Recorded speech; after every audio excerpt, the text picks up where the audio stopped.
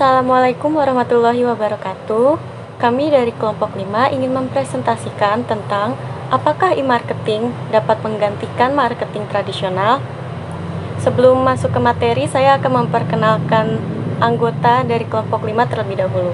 Yang pertama ada Nikomang Ayu Erika, yang kedua ada Tarisya Najla Salsabila, saya sendiri.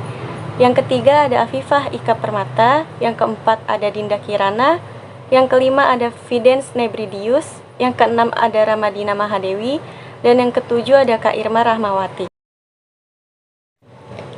Marketing dibagi menjadi dua, ada e-marketing dan juga tradisional marketing. Menurut Philip Kotler, marketing adalah aktivitas sosial dan pengaturan yang dilakukan satu atau sekelompok orang untuk mendapatkan yang diinginkan dengan cara menciptakan sebuah produk untuk ditukarkan sejumlah nominal tertentu dengan pihak lain. Fungsi marketing dibagi menjadi 6. Ada fungsi promosi, fungsi perantara, fungsi pertukaran, fungsi distribusi, fungsi riset, dan juga fungsi penjualan.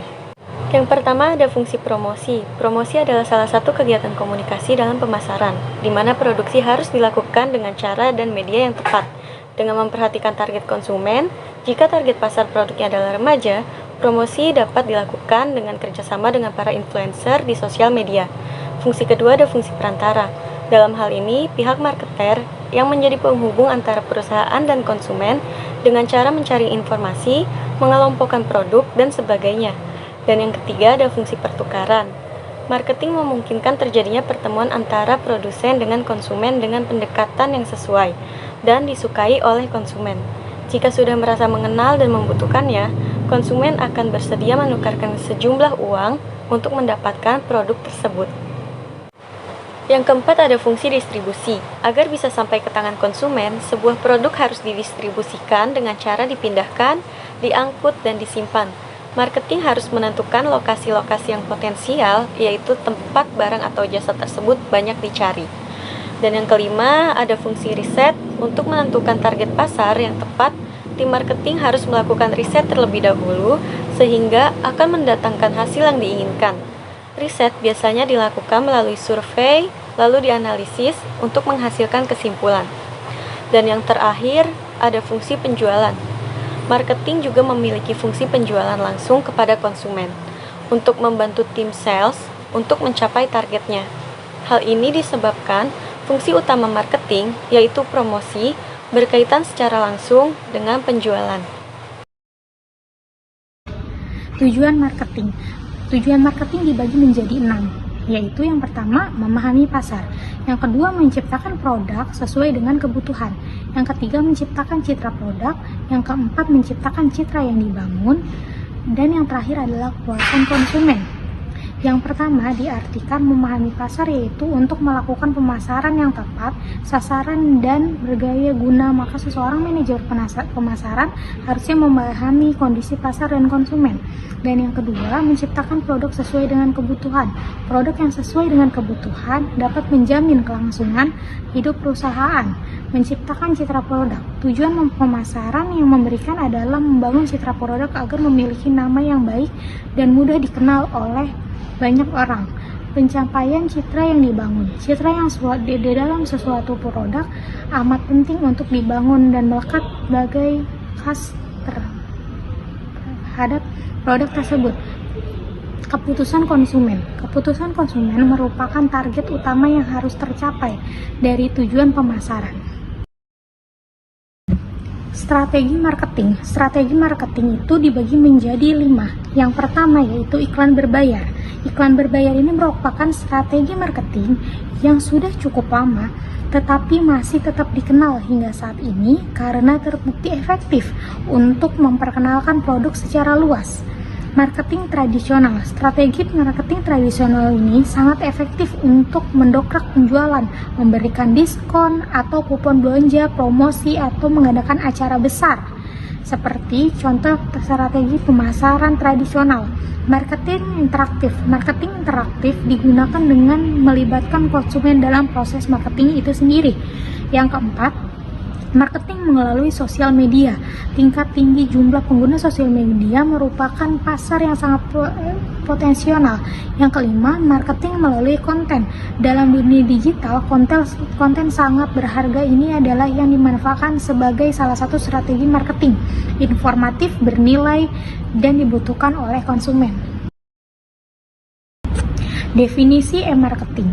Definisi e-marketing adalah suatu komponen dalam e-marketing dengan kepentingan khusus oleh marketing, yakni strategi proses pembuatan, pendistribusian, promosi, dan menetapkan harga barang dan jasa kepada pasar internet atau melalui peralatan digital lainnya.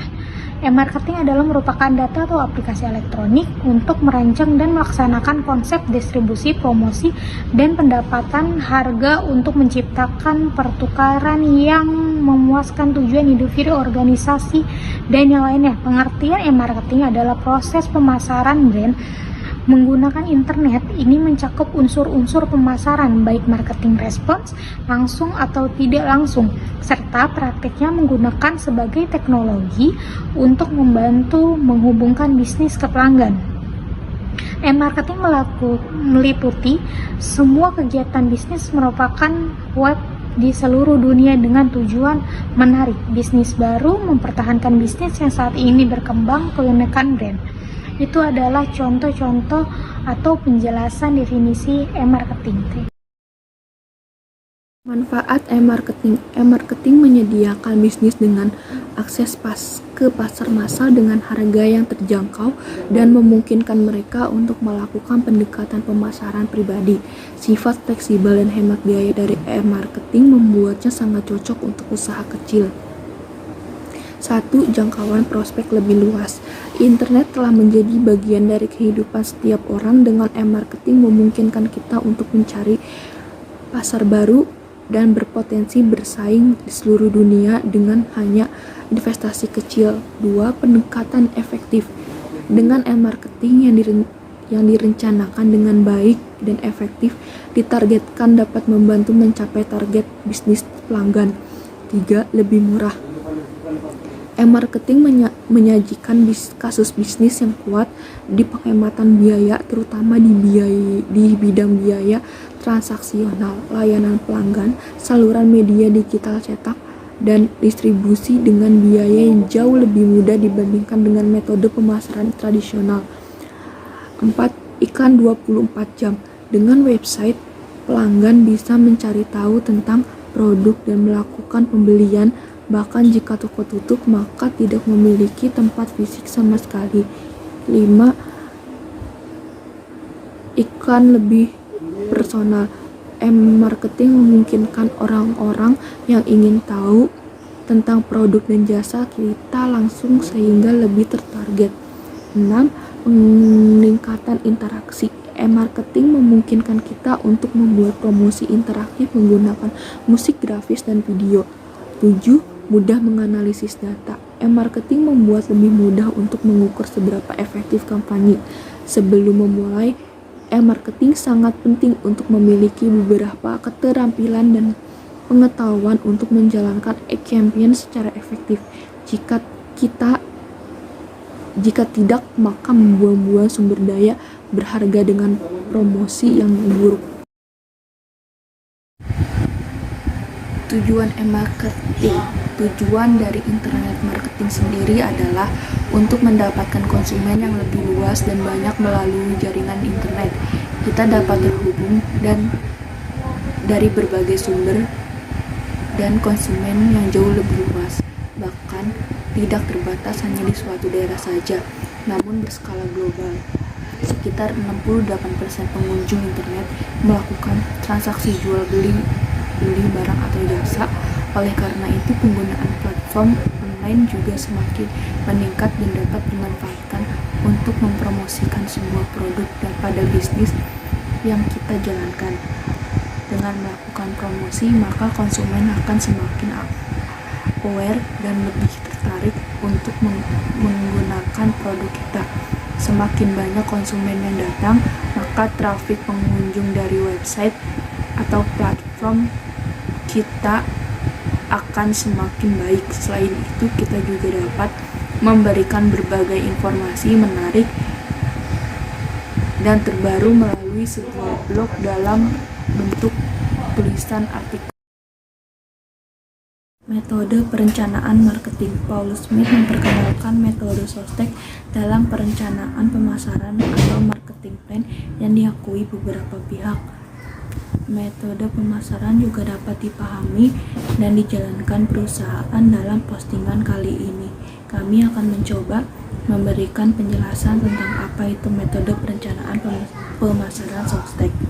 1. Situation Analysis.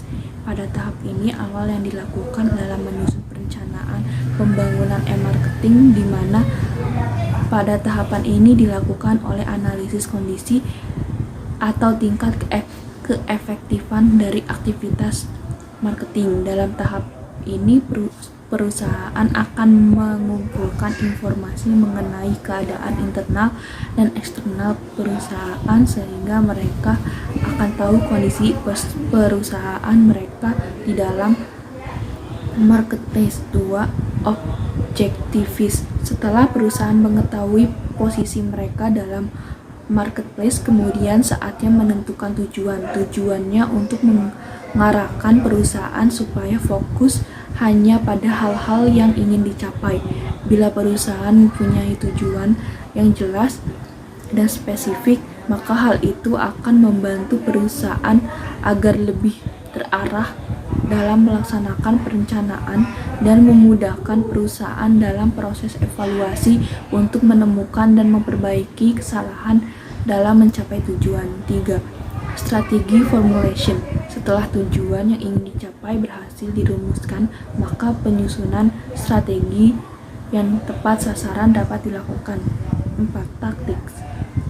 Dalam tahap ini, perusahaan dituntut untuk dapat memikirkan dan mengimplementasikan sebuah taktik yang itu. 5. Action.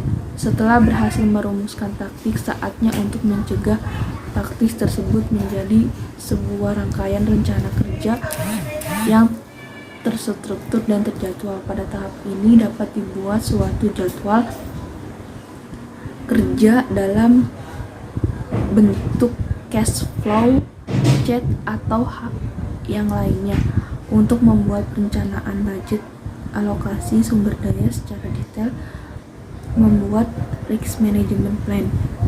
6. Kontrol sendiri adalah memonitor dan mengevaluasi secara berkala apakah fungsi marketing yang diterapkan perusahaan sudah berhasil mencapai ataukah belum. Jika belum, kesalahan apa saja yang mungkin membuat pencapaian tujuan menjadi terhambat dan bagaimanakah cara untuk memperbaikinya. Perusahaan juga harus mampu mendiagnosa secara teratur tingkat keefektifan strategi taktik yang dijalankan, apakah sudah berhasil atau belum. Ini merupakan contoh e-marketing. Ada iklan yang dipasang di Instagram, ada iklan yang dipasang di TikTok, dan ada iklan yang dipasang di website. Saat ini saya akan membahas traditional marketing atau pemasaran tradisional. Adalah sebuah istilah strategi pemasaran yang memiliki beragam saluran periklanan, seperti iklan di media cetak, papan reklame, televisi, pamflet, kampanye poster, hingga iklan siaran radio. Traditional marketing adalah jenis pemasaran yang paling kita kenal, mencakup semua iklan yang sering kita lihat dan dengar setiap hari. Di dunia digital saat ini, pasti pernah tersirat sebuah pertanyaan, apakah pemasaran tradisional masih relevan untuk dilakukan? Sebenarnya, pemasaran tradisional belum sepenuhnya mati, bahkan belum saatnya untuk tidur panjang. Strategi ini masih lazim untuk digunakan di banyak strategi pemasaran B2B atau business to business dan B2C atau business to consumer. Mereka menawarkan sebuah cara yang berharga untuk dapat selalu terhubung dan mengembangkan target pasar. Yang berikutnya adalah tujuan melakukan traditional marketing. Saat ini digital marketing adalah suatu hal yang lazim digunakan oleh pemasar untuk bisa menjangkau konsumen. Banyak pemasar yang menilai bahwa pemasaran tradisional sudah tidak efektif jika dilakukan hari ini. Penelitian menunjukkan bahwa banyak perusahaan yang telah meninggalkan pemasaran tradisional dan mengadopsi strategi pemasaran yang kontemporer. Namun, apakah Anda tahu tujuan dari pemasaran tradisional dan kenapa orang masih menggunakannya hingga hari ini? Pemasaran tradisional berpotensi untuk menciptakan brand awareness. Pemasaran tradisional akan tetap efektif dalam peningkatan prospek, terutama jika digabungkan dengan penggunaan pemasaran digital. Setiap aktivitas bisnis harus memiliki kegiatan pemasaran secara offline yang bertujuan untuk meningkatkan brand awareness, mendapatkan pelanggan baru, hingga mendapatkan loyalitas pelanggan. Selain itu, strategi pemasaran masih digunakan karena hal berikut. Yang pertama, penggunaan strategi pemasaran tradisional dapat dengan mudah menjangkau banyak pelanggan. Misalnya, suatu iklan radio diputar di satu lokasi akan menjangkau banyak kota atau bahkan wilayah, atau sepucuk pamflet yang dikirimkan ke setiap rumah di sejumlah daerah tertentu. Lalu yang kedua, barangnya bisa disimpan. Pelanggan dapat menyimpan barang atau rupa fisik dari pamflet atau selebaran yang kita edarkan untuk dapat dilihat terus-menerus. Contohnya, iklan selebaran yang diberikan dapat disimpan sehingga penerima bisa terus melihat produk apa yang kami tawarkan. Lalu yang terakhir yaitu mudah untuk dimengerti. Pemasaran tradisional dapat dengan mudah dipahami oleh kebanyakan orang karena sejak lama mereka sudah sering dihadapkan pada strategi semacam ini. Lalu slide berikutnya yaitu prinsip pemasaran tradisional. Pemasaran tradisional didasari pada prinsip 4P: Product, Price, Promotion, and Place. Prinsip ini menjadi patokan bagi setiap pemasar. Diformulasikan oleh Jerome McCarthy, prinsip 4P mengacu pada 4 faktor yang dipertimbangkan pemasar sebelum meluncurkan atau menawarkan layanan. Dalam penilaian McCarthy, yang pertama dan terpenting adalah produksi dan manajemennya. Yang kedua, price, proses penetapan harga yang terjangkau. Yang ketiga, promotion, promosi produk yang mencakup periklanan, branding, dan lain-lain. Terakhir, place, penempatan atau distribusi produk, pengecernya, dan proses yang sampai ke pelanggan. Produk. Faktor produk menekankan pada kesadaran konsumen akan variasi, kemasan, desain, kualitas, dan fitur produk atau layanan. Lalu yang berikutnya, price. Berapa harga yang akan dibayar konsumen untuk suatu produk atau layanan. Lalu yang ketiga yaitu promotion. Promosi mengacu pada iklan, penjualan, atau diskon, dan hubungan masyarakat. Lalu yang terakhir yaitu place. Tempat berarti akses. Memutuskan di mana menempatkan produk atau layanan menentukan aksesibilitas pelanggan. Keempat elemen ini harus direncanakan dan diputuskan dengan baik sebelum meluncurkan suatu produk. Teknik yang digunakan untuk pendekatan pemasaran tradisional melibatkan riset pasar untuk dapat mengidentifikasi target segmen yang tepat. Selanjutnya ada ragam kategori tradisional marketing. Yang pertama ada pemasaran cetak. Saat ini pemasaran cetak biasanya mencakup pada iklan-iklan di surat kabar atau koran, majalah, dan materi cetak lainnya. Yang kedua ada pemasaran melalui siaran. Pemasaran melalui siaran ini mencakup iklan-iklan yang disiarkan di televisi dan radio. Yang ketiga ada pemasaran melalui surat. Pemasaran ini menggunakan media seperti brosur, surat, katalog, dan selebaran yang disebarkan agar dapat menarik konsumen. Yang keempat, ada pemasaran melalui telepon. Pemasaran ini merupakan praktik pemasaran yang bertujuan untuk meyakinkan konsumen agar membeli suatu produk atau layanan melalui media telepon. Namun, pemasaran ini sudah jarang ditemui di era modern seperti sekarang ini. Lalu ada contoh tradisional marketing. Yang pertama ada banner, yang kedua ada brosur, dan yang ketiga ada papan billboard. E-marketing versus traditional marketing. Kelebihan e-marketing dapat menjangkau pasar yang lebih luas, hasil bisa terukur dengan jelas, biaya lebih terjangkau, murah. Kelebihan tradisional marketing menjangkau pelanggan lokal, dapat digunakan kembali, mode pemasaran yang sudah dikenal, exposure yang besar, mendapatkan pelanggan baru. Lalu ada kekurangan e-marketing, yaitu adanya ketergantungan calon pelanggan yang hanya interaktif di internet. Lalu yang kedua, mudah ditiru oleh kompetitor. Lalu ada juga kekurangan marketing tradisional, yaitu teks tidak interaktif, kurangnya waktu untuk memperbarui pesan, ongkos sewa yang mahal, memberikan sedikit informasi, dan mudah diabaikan.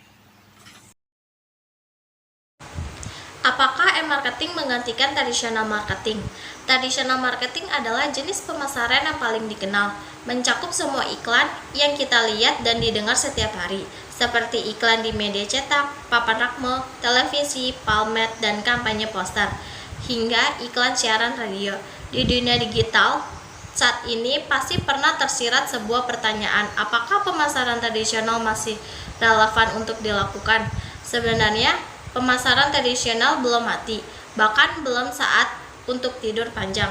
Strategi ini masih lazim untuk digunakan di banyak strategi pemasaran B2B dan B2C. Mereka menawarkan sebuah cara yang berharga untuk dapat selalu terhubung dan mengembangkan target pasar. Saat ini, e-marketing adalah suatu hal yang lazim digunakan oleh pemasar untuk bisa menjangkau konsumen. Banyak pemasar yang menilai bahwa pemasaran tradisional sudah tidak efektif jika dilakukan hari ini. Penelitian telah menunjukkan bahwa banyak perusahaan yang telah meninggalkan pemasaran tradisional dan mengadopsi strategi pemasaran yang kontemporer. Namun, apakah Anda tahu tujuan dari pemasaran tradisional dan kenapa orang masih menggunakan hingga hari ini? Pemasaran tradisional berpotensi untuk menciptakan brand awareness. Pemasaran tradisional akan tetap efektif dalam meningkatkan prospek, terutama jika digabungkan dengan penggunaan pemasaran digital. Setiap aktivitas bisnis harus memiliki kegiatan pemasaran secara offline yang bertujuan untuk meningkatkan brand awareness, mendapatkan pelanggan baru, hingga mendapatkan loyalitas pelanggan. Baik digital marketing dan tradisional marketing mempunyai kelebihan dan kekurangan masing-masing, tergantung apa yang perusahaan butuhkan. Jika perusahaan ingin melakukan pemasaran yang dapat berinteraksi langsung dengan audiens atau calon konsumen, gunakan teknik digital marketing. Website dan media sosial adalah dunia medium yang disarankan. Jika target pasar perusahaan adalah orang-orang yang tidak berhubungan langsung dengan internet dan media sosial, tradisional marketing adalah pilihan yang tepat. Luasnya cakupan wilayah dan kemudahan untuk mengakses informasi yang disampaikan menjadi alasan mengapa kamu harus memilih teknik ini. Jangan lupa gunakan bahasa dan cara penyampaian sederhana agar informasi yang disampaikan dapat dicerna dengan baik oleh audiens. Apakah e-marketing menggantikan tradisional marketing? Pada kesimpulannya, e-marketing tidak bisa dikatakan mampu menggantikan tradisional marketing sepenuhnya.